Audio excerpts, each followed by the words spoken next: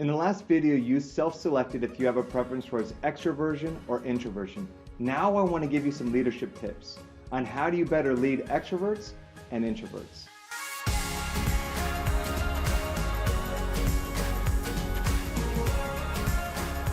All right, so let's do some tips for how do you better lead those that have a preference with extroversion and introversion.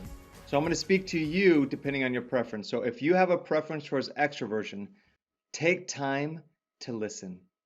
Your natural tendency is going to be to start thinking about how you're going to respond and what you're going to say while the other person is still talking. You can't listen to them and think about your response at the same time.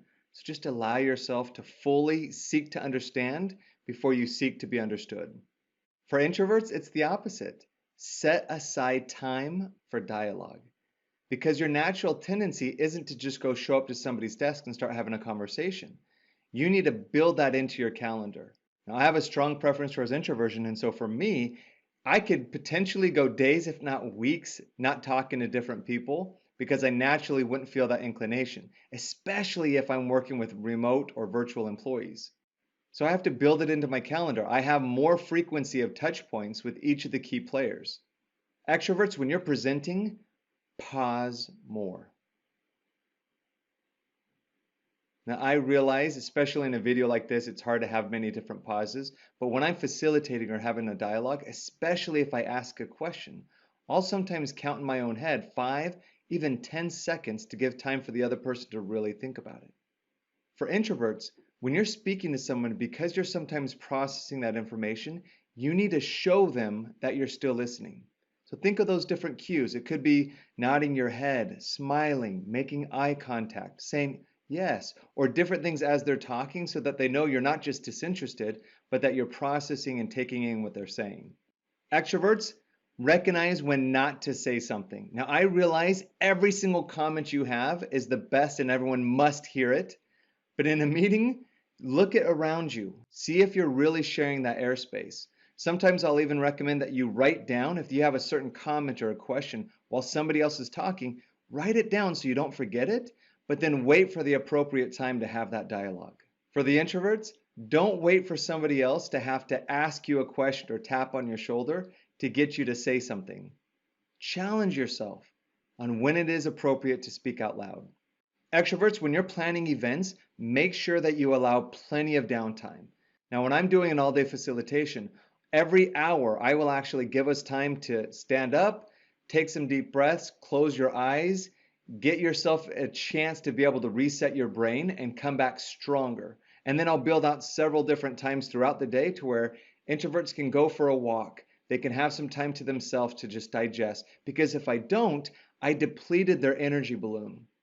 Introverts, even if they don't give you this, you need to be deliberate in giving yourself alone time. Schedule it into your day. If I'm in a social gathering, I'll excuse myself. Yeah, maybe it's only awkward to say I'm going to go to the bathroom one time, so I won't do it 2 or 3 or 4 times. But I will excuse myself and I'll go for a walk. I'll take a deep breath. I'll do something else to be able to recharge that battery.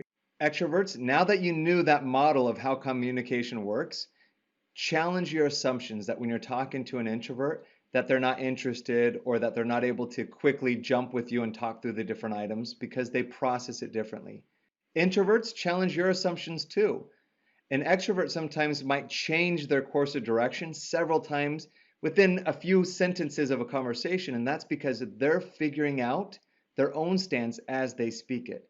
Finally, for extroverts, in fact, this is for everyone, publish an agenda for any meeting in advance. Why? Because you want to give time for the other people to be able to see what are the topics, what's the data behind it, and then they can reflect upon it and come prepared to have that dialogue. Introverts, challenge yourself to take the initiative to introduce yourself more to people, to share more than you normally would when you're getting to know someone. Now, when I was in high school, I let my strong introverted nature get the best of me. And so I was so afraid of having conversations with other people that I literally ate lunch in the bathroom stall with my porcelain buddy, John.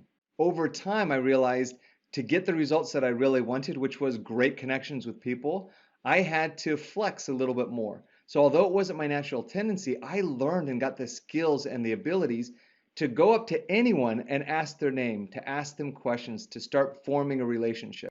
Now, I've been doing it for so long that if you met me, almost everyone thinks that I'm an extrovert because it comes easier now. Now, I still need to stay true to my introverted nature, meaning to get my energy, I need to have my alone time to write, to read a book.